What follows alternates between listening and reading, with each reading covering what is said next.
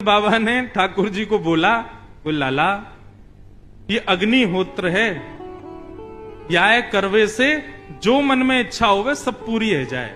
ठाकुर जी बोले जो चाहेंगे सब पूरी है जाए। बोले हाँ अच्छा।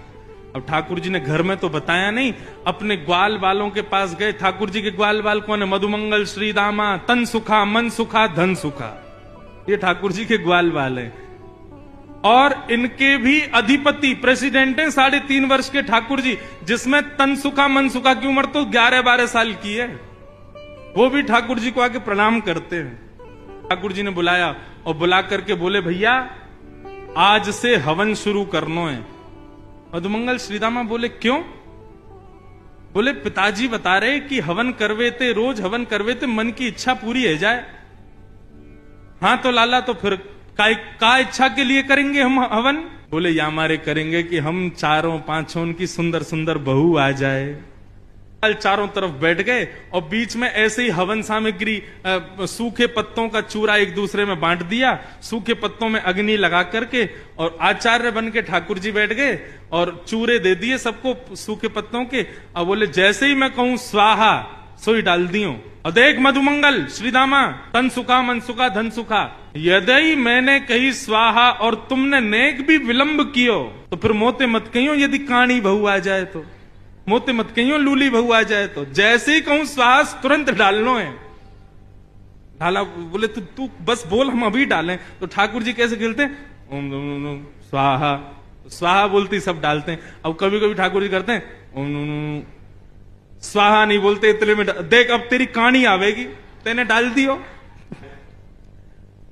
हवन की पूर्णाहुति पे मधुमंगल ने ज्ञान दिया, लाला ऐसे हवन पूरे ना हुए करें तो कैसे हूं मैं? बोले कोई भी यज्ञ की पूर्णता में ब्राह्मणों को भोजन कराना चाहिए, तभी यज्ञ सफल माना जाता है। बोले हाँ तो चलो आज ब्राह्मणों को न्योता दिया मैं। अब तो महाराज कन्हैया, मधुमंगल, श्रीदामा, तनसुखा, मनसुखा, धनसुखा और भी 2-4 और थे सखा ठाकुर जी के, सुबल, सब नाचते कूदते गाते हुए सब पहुंच गए ब्राह्मणों के घर। और ब्राह्मणों के घर जाके कहें आज हमारे घर यज्ञ हुआ है, आपको भोजन पाने आना है। पूरे गोकुल के ब्राह्मणों को निमंत्रण दिया है। अब स्थिति ये कि महाराज जब नंद भवन से निमंत्रण आता है ना, उस दिन ब्राह्मण सुबह से भूखे रहते हैं और नमक का पानी और पीते हैं ताकि भूख और तेज लगे। क्यों? बोले आज तो नंद भवन जाना है, 56 भोग मिलेंगे खाने को। और नंदरानी यशोदा और बाबा इतने प्रेम से खिलावे, खूब मना करें बस बस बस है गयो, फिर भी 2-4 पूड़ी तो जबरदस्ती खवाई दें। तो या हमारे भैया सवेरे से ही भोजन त्याग दो और नमक को पानी लगे पीने में। सब ब्राह्मणों को जोर की भूख लगी। शाम का समय हुआ, बढ़िया वस्त्र आदि पहन करके, चंदन आदि लगा करके सारे ब्राह्मण पहुंच गए नंद भवन। अटारी पर बैठी थी यशोदा मैया। यशोदा मैया ने जैसी देखा इतने सारे ब्राह्मण, नीचे उतर करके आई, आज इतने ब्राह्मणों का आगमन मेरे द्वार पे, सबको प्रणाम वंदन। ब्राह्मण बोले मैया प्रणाम प्रणाम बाद में करियो, तू तो पहले कछु खवा, बहुत जोर की भूख लगी है। बोले मैं वही पूछने वाली थी कि आज इतने सारे ब्राह्मणों का मेरे घर पे कैसे आगमन हुआ? ब्राह्मण बोले मैया ये मत पूछो, ऐसा मत कहना कि आपको नहीं पता हम क्यों आए हैं। मैया बोली मुझे सांची में नहीं पता, बताओ तो आप लोग क्यों आए हो? बोले अरे ये तो नंद को लाला खेल गए हो हमारे संग। अरे मैया कहा बताएं, सवेरे सवेरे तुम्हारो नंद को तुम्हारो लाला और सबरे ग्वाल बालन के संग आयो और आकर के निमंत्रण देके गयो कि आज सबन को हमारे यहाँ भोजन पावे आनो है। हम तो मैया अपने घर के चूल्हा ने बुझा के ब्राह्मणी से मना करके कि आज भोजन मत बनाइयो। नमक को पानी पी पी के अपनी भूख इतनी जोर की कर ली है कि थोड़ी बहुत देर में यदि भोजन नहीं मिला तो एक दूसरे खा जाएंगे हम। मैया तुम्हारे लाला ने निमंत्रण दियो। मैया बोली देखो भोजन की व्यवस्था करने में मुझको समय लगेगा, क्योंकि मुझे पता नहीं था आप आने वाले हैं।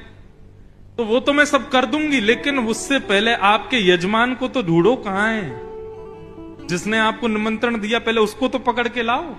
सब ब्राह्मणों के संग मैया निकल पड़ी खोजने। तभी नंद भवन के पीछे ठाकुर जी अपने सब ग्वाल बालन के संग खेल रहे थे। मैया पहुंची, लाला ओ कन्हैया यहां पे आ। जैसे ही ठाकुर जी ने पीछे देखी, ओ मधुमंगल ये तो सांची में आ गए सबरे, हम तो ऐसे ही आनंद में निमंत्रण दे के आए, ये तो सांची में आ गए।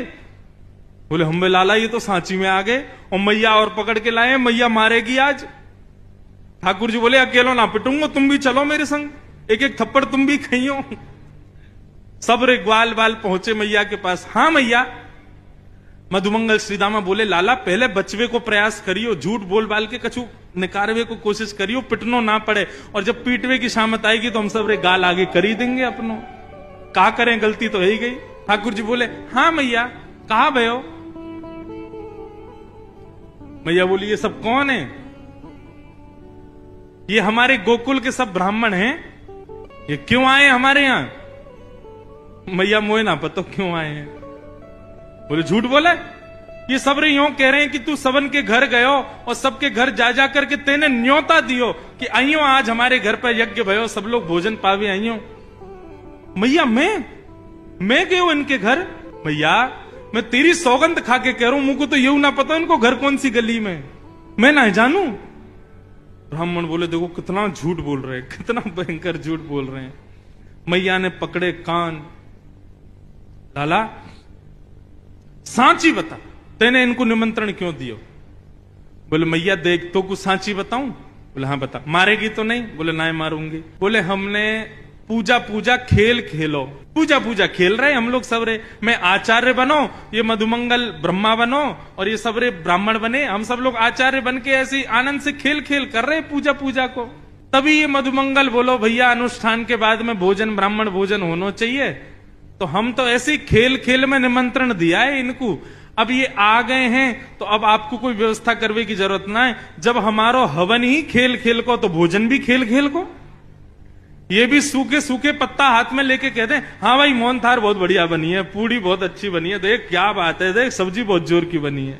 खेल की पूजा, खेल को निमंत्रण। फिर मैया ने मधुमंगल श्रीदामा सबरे एक एक तो धर दिए सबन में। फिर वाके बाद ब्राह्मणन को चक्क भोजन करायो। ठाकुर जी परोस रहे सबको, लेकिन ठाकुर जी के ऊधम से बुरा किसी को नहीं लगता, सबको आनंद आता है।